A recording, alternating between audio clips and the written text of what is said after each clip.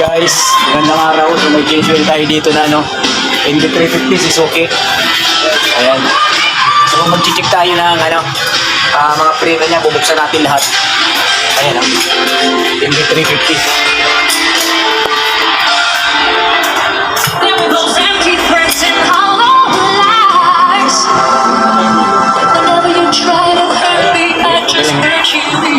So ito, ayan, papakita ko lang sa inyo yung makina kung saan natin nilagay yung dipstick. Sige, angat. Sige.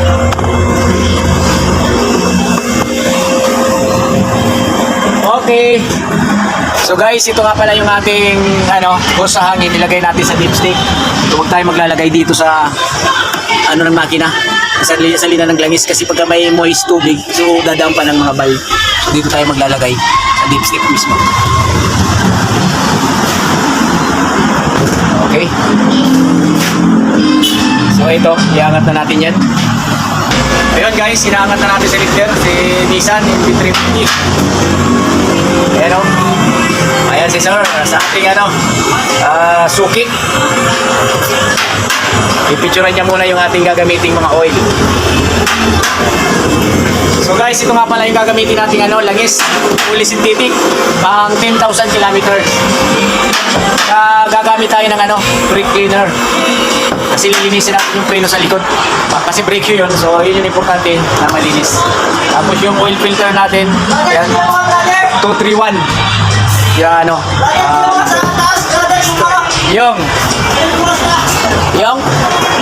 sige, may sensor yan.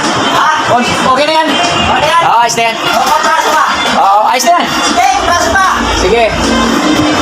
So ito mga boss kasi, premium ito, kaya iniiwasan natin sumagad sa pinaka-sensor niya. Sige. Okay pa. Sige. Isang tunog pa ng lifter. Sige pa. Isang tunog ng lifter. Sige. Sige pa. Isa pa. Okay. So yung mga boss, narinig natin yung tunog ng lifter. So yun yung lock ng lifter natin para safety lang.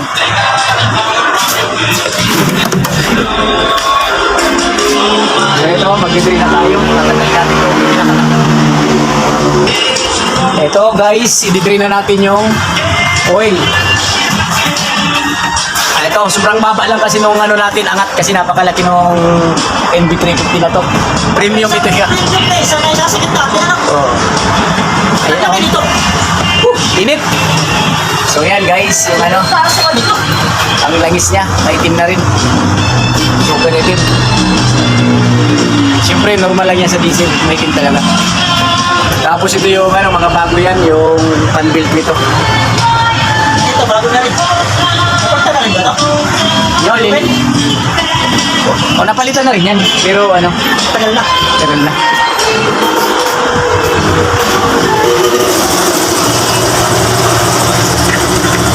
Maliit talaga ang differential, no? Hindi kagaya ni Toyota Hiace, malaki. So ito guys, yung fuel filter. Ayan, bago na rin siya. Tapos mamaya yung oil filter nito, tatanggalin natin sa taas para makita nyo. Ayan. Nagkakatas. Ipitan lang natin ito.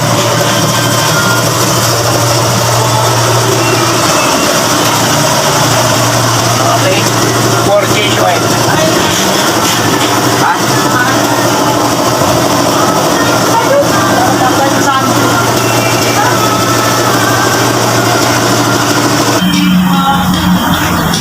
Yun guys, pinapatulog pa natin yung langis. Ayan. Ito yung drain plug ni NB350. 14 ang size niya. Same lang sila ng Toyota. Kasi ang mga Toyota, 14 talaga ang drain plug. So pagka Mitsubishi at Honda, 17 yung size ng mga tornilyo. Mga drain na ng langis. So ito siya, manual transmission mga boss. Yan. Siyempre, pag SUV, may differential. Yung okay na nyo? So ibabalik na natin yung drain plug kasi wala na siya natulog na langis. Ibig sabihin, drain na drain na yan.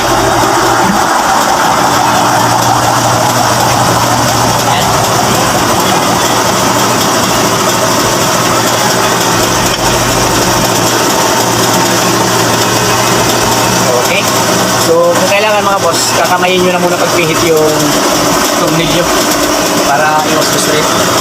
Tapos saka natin hihigpitan ng 14 socket wrench tsaka ratchet, gagamit tayo.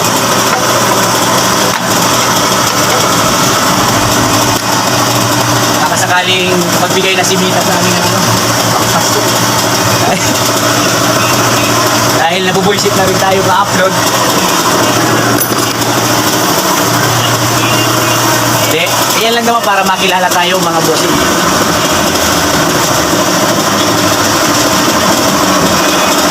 So ito, mga ano lang to, chokes.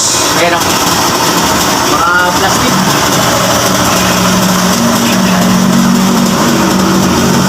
Tusok nyo lang yan. Yun, pasok mo. Kasi nang lalaban eh. Kahit hirap na hirap ng puta. So yan guys, pinabalik na yung pinakatakip sa drain plug. Sige ko na ng video.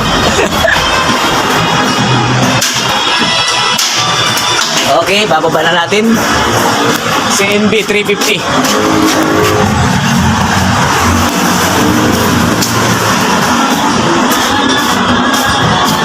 Huwag mo nyo isasagad ha, tatanggal tayo ng dulo. Oil filter muna pala mga boss. Okay, sige. Sasali na tayo ng langis na NB350. Yun, shoutout nga pala kay Paring Rin eh. Hello. Ito yung ating kababayan na napakagaling dito sa company. Walang kinikilingan guys.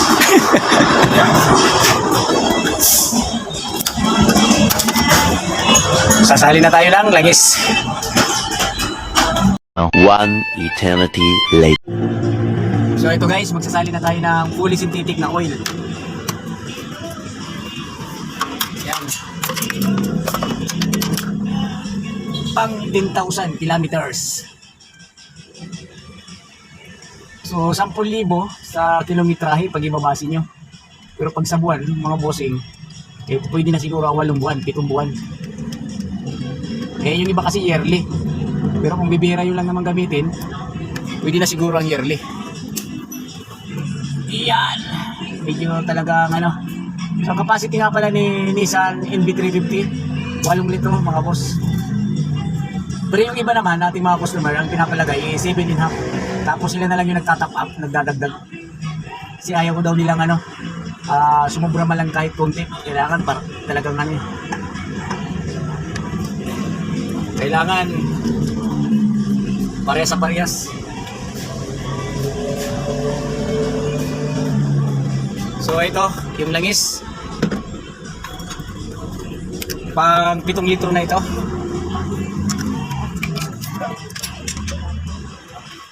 Hmm. 7 liters. Yun.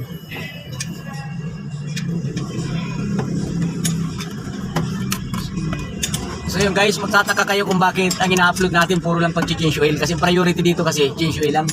So bibira lang tayo mag-upload ng mechanical. Pag lang tayo mga PMS. Para naano nyo lang yung chine-check natin, coolant, power steering fluid, mga belt, transmission fluid, mga ganun lang naman ang mga chine-check yan eh. Kasi may mga milyahe naman na yan eh. Kailangan maabot, ma-reach para magpalit ng mga fluid. Okay na. 8 liters. Marami na. Ako yata. Ako. Diet. Maluwag? Maluwag? Filter?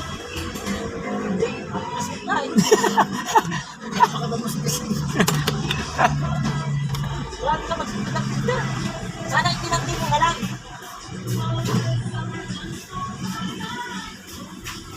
So ito guys, isali na natin yung oil. Yan, pasensya na kayo kung bakit malabo yung camera natin.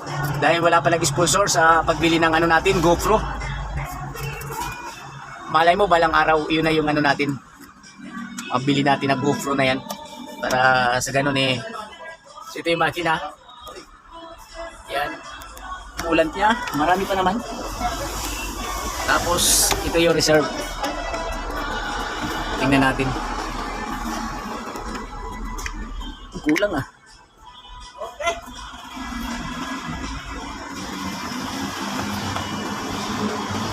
Ayan.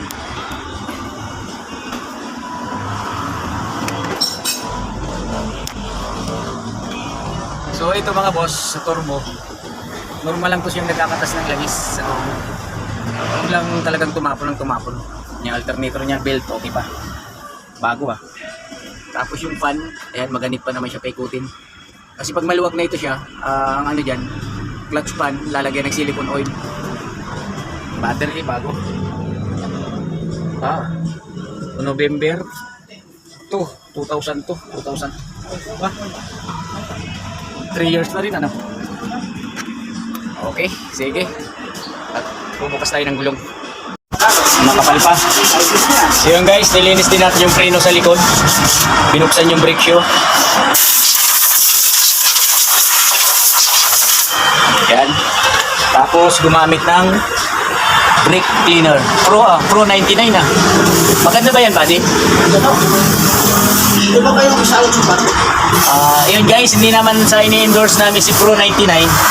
So maganda talaga yung ano niya. Nakakatanggal talaga ng ano, mga libag sa yung mga napupugtod na ano, lining ng brakes, talagang tanggal niya. Oh.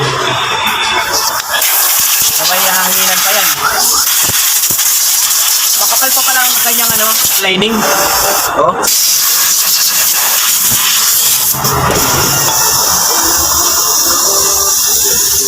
Yo, lagyan mong grasa kaya.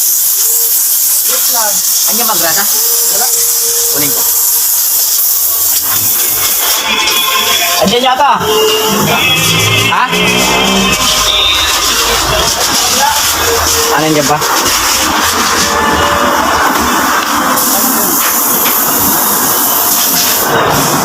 Ikutin natin yung grasa.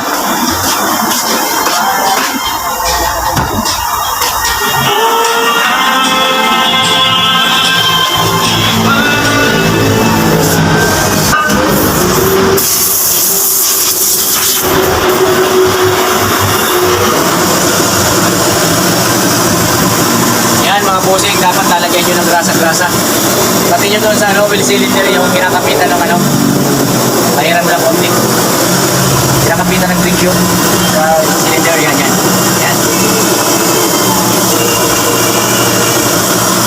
Para maiwasan natin yung langit-ngitan. So ito yung partner natin, ano, magaling maglinis ng mga ganyan. Under chassis, transmission repair, yan, mga under chassis repair. So, paliwala yan dito kay ano, buddy. Hindi nyo pa alam kung ilang years na ito sa ano, Shell. 6 years pataas, meron na yan. Pabalik-balik nga lang. Ano ang pagkakas sa mukha ko? So yan guys, yan, malalaman nyo yung adjustment ng preno. Ay nasaktuhan yan. Kasi ang mga SUV, mga bossing, hindi yan inaapit ng ano. Kasi pagka malalayo ang biyahe, nanginginit. Umiinit yung preno niyan. Iya!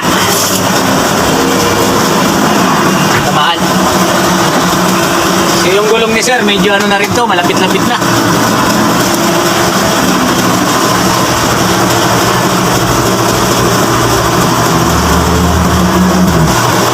Matagal na kayo sir dito nagpapaservice, no? Talagang Shell pa rin talaga. Pinakasuki natin. Walang sawang pabalik-balik sa ating shop. Kung hindi lang dahil kay buddy, hindi na babalik sila sir dito eh. Eh nakikita kasi sa servisyo. Servisyong totoo. Ayun mga boss, oh. Impact wrench pa yan. Ayan dapat ang tamang ano. Pag nagagamit kayo ng mga impact wrench ganyan, huwag nyo munang itudo. Ayan o. Yan. Alang muna sa umpisa. Para ito malustridan ninyo. Oh, hindi pa yan. Ito-torque pa natin ng maayos yan kasi hindi pa yan ano, pulido na higpitan. Oo, maitim na rin.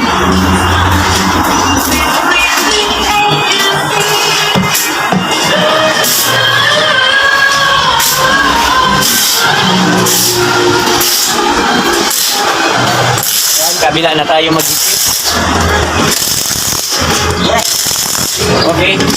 Baba na. Para masubukan na natin kung aandar pa.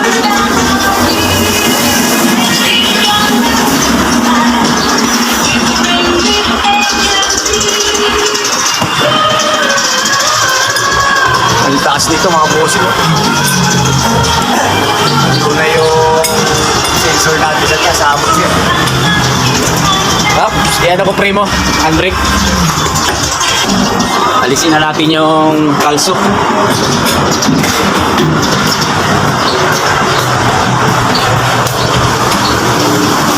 Ayan mga boss, yung sinasabi ko sa inyo, higpitan pa siya ng todo. Huwag ka matudong-todo, baka maputulan naman tayo ng tornilyo. Yun pala guys, nagtataka kayo kung bakit iba na naman yung kasama natin dito sa mga videos natin. Kasi yung isa kasama natin, isa nagretiro na. Pumalit yung isang hinete.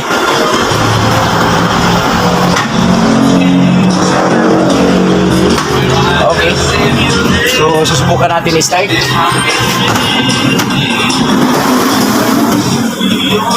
Malay ko ito kasi sa loob ah.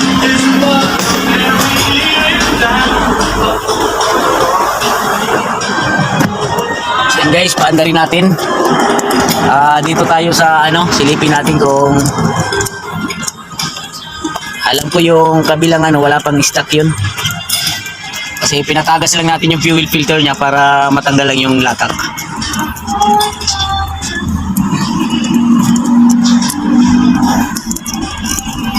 So ito yung pang niya mga boss, BP.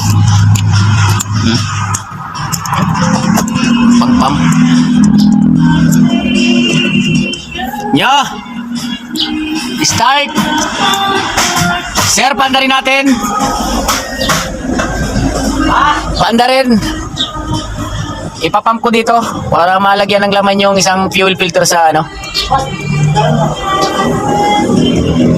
Yan guys, paandarin natin. Titingnan natin kung okay na. May laman na yung sa baba na fuel filter niya. Kasi dinril lang natin yung tubig. Ay yung diesel. Sige.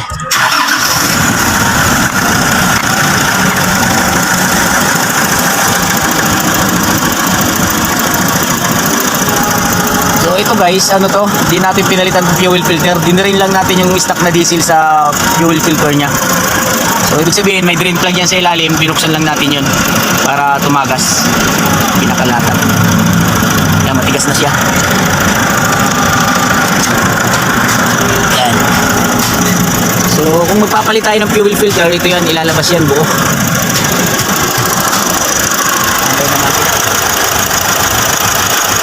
So manual transmission, si MB350.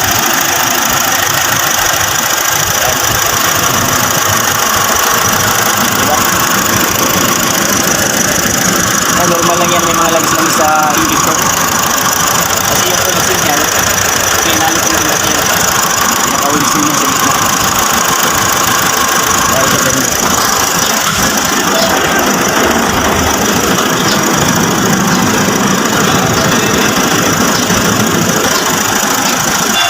So yan guys, natapos na siya. Sasarado na natin.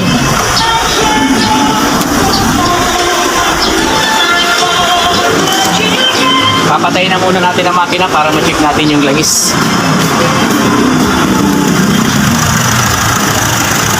So yung andar niya mga pusa, napakaganda Aros, walang kano-ano yan.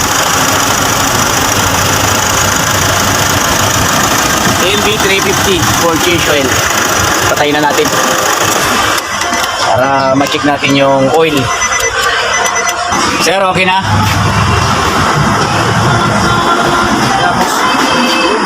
Yan yung kanyang tamang sukat ng oil.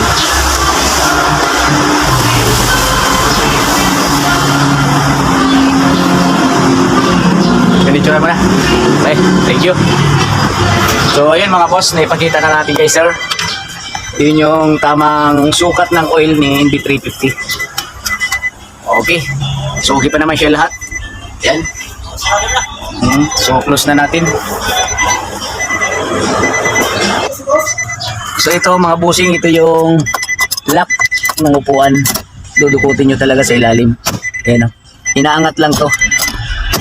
Ayan. Saka to sa kabila. Yan.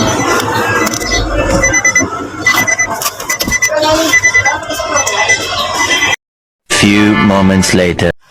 Guys, ito nga pala yung air cleaner na MB350 nasa ilalim. Kanina kasi na nakaangat, nakalimutan nating tanggalin na, kaya ayun, nakababa na siya. Ayan o. Yun. Hindi buhangin na.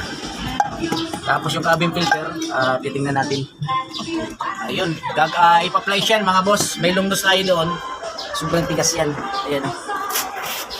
Ayan o. Ayan yung tornilyo ng air cleaner. So pupunta tayo sa cabin. Yung ulo ah.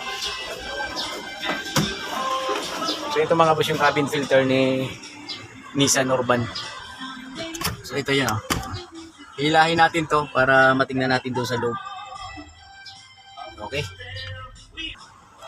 Yun guys, nahila na natin yung lagayan ng mga abubot. Console box. Box pala. So ito may clip kay Urban. I-press mo lang ng ganun yan, no? Gilid-gilid parehas. Wow, pakarumi. Ha? So ito, napakarumi na pala. Hanginan na lang natin to. Ayan guys, yung air cleaner niya ay cabin filter. Sa susunod, palitan mo na to ha. Yan. Sige ngayon, nahangin na lang natin to para matanggal yung alikabok. Kanya, tingnan nyo naman. Malinis sa loob.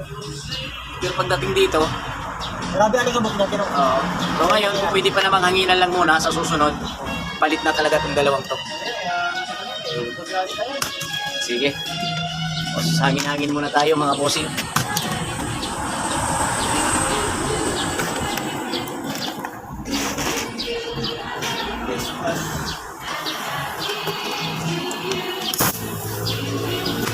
Yan, ito na.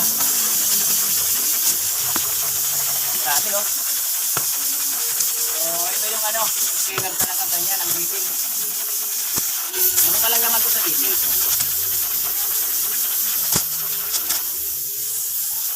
Wala itong mas.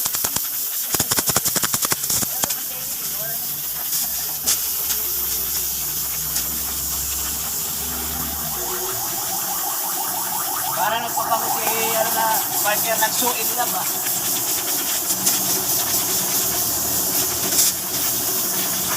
Ito guys, ang tamang palitan nito 20,000 kilometers. Sa 20,000 kilometers, boundary na kayo dyan. Mura lang naman ko eh.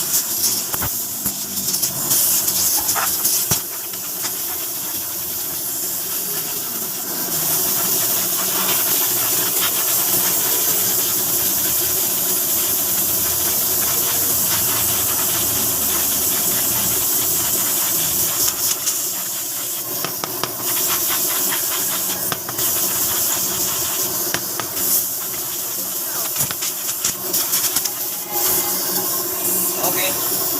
Yan, nakita na yung pinaka niya, cartoon. Yan. So ito, cabin filter.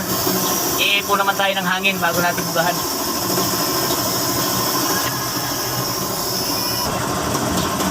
Ito guys, yung niya, cabin filter. Wow. Oh. Ito kasi, malalanghap nyo yung dito sa loob ng aircon. Ang sasakyan, yung alikabok. Wow, balikin ako ito. Kasi, yan nasisira ng aircon natin, yan natubig agad dahil dito. Kaya nga may filter. Para ito matubig yung evaporator.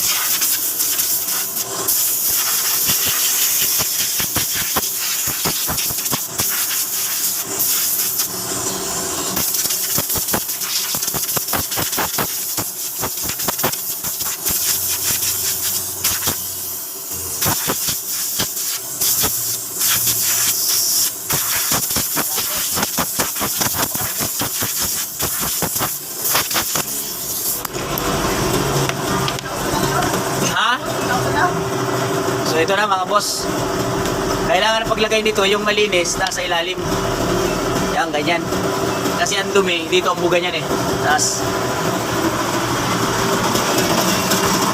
lagay na natin. Grabe ah. Talagang yung dumi na yan, mga bossing, nakita nyo naman, bugbugan natin. Yan, itutulak lang yan, yan yung arrow, up. Tapos ilalagay na muna natin ulit na kanyang box. So ito mga boss, okay na. Ayan, nabubuksan naman siya ng maayos. Ayos. Few moments later. Sige. Yun guys, natapos na natin. Isa na naman unit yung nating na-change oil natapos. Ayun, thank you. Pero bago ang lahat, paki-follow, subscribe ng ating YouTube channel, Facebook. Yes, Mechanic Vlog nga pala. Thank you. Next video na lang po ulit.